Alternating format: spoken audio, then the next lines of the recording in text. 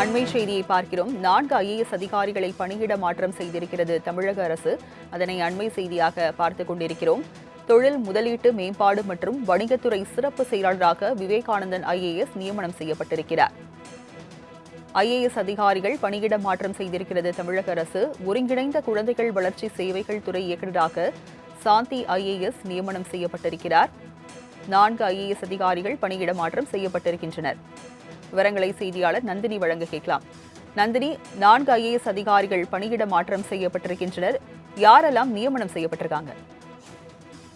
வணக்கம். ஐஏஎஸ் அதிகாரிகள் பணியிட மாற்றம் செய்து தமிழ்நாடு அரசு உத்தரவிட்டிருக்கிறது. அதன்படி தொழில் முதலீட்டு மேம்பாட்டு மற்றும் வணிகத்துறை சிறப்பு செயலாளராக விவேகானந்தன் ஐஏஎஸ் நியமனம் செய்யப்பட்டிருக்கிறார். ஒருங்கிணைந்த குழந்தைகள் வளர்ச்சி சேவைகள் துறை இயக்குநராக சாந்தி ஐஏஎஸ் நியமனம் செய்யப்பட்டிருக்கிறார். அதேபோன்று தமிழ்நாடு மின் விநியோக நிறுவனத்தின் இணை மேலாண் இயக்குநராக மெர்சி ரம்யா நியமனம் செய்து அதற்கான என்பது தற்போது அதிகாரப்பூர்வமாக வெளியிடப்பட்டிருக்கிறது. அவ்வப்போது ஐஏஎஸ் அதிகாரிகள் நிர்வாக காரணங்களுக்காக மாற்றம் செய்யப்படுவது வழக்கம். அந்த வகையில்தான் 3 ஐஏஎஸ் அதிகாரிகள் மாற்றம் செய்து தமிழ்நாடு அரசின் சார்பில் உத்தரவு என்பது பிறப்பிக்கப்பட்டிருக்கிறது.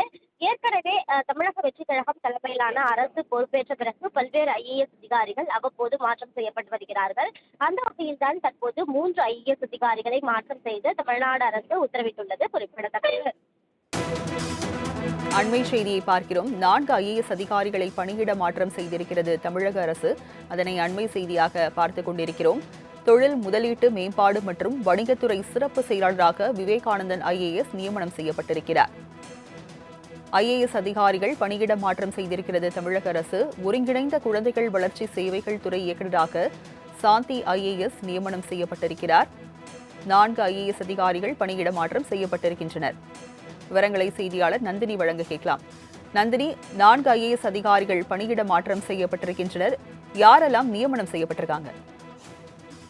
வணக்கம். ஐஏஎஸ் அதிகாரிகள் பணியிட மாற்றம் செய்து தமிழ்நாடு அரசு உத்தரவிட்டிருக்கிறது. அதன்படி தொழில் முதலீட்டு மேம்பாட்டு மற்றும் வணிகத்துறை சிறப்பு செயலாளராக விவேகானந்தன் ஐஏஎஸ் நியமனம் செய்யப்பட்டிருக்கிறார்.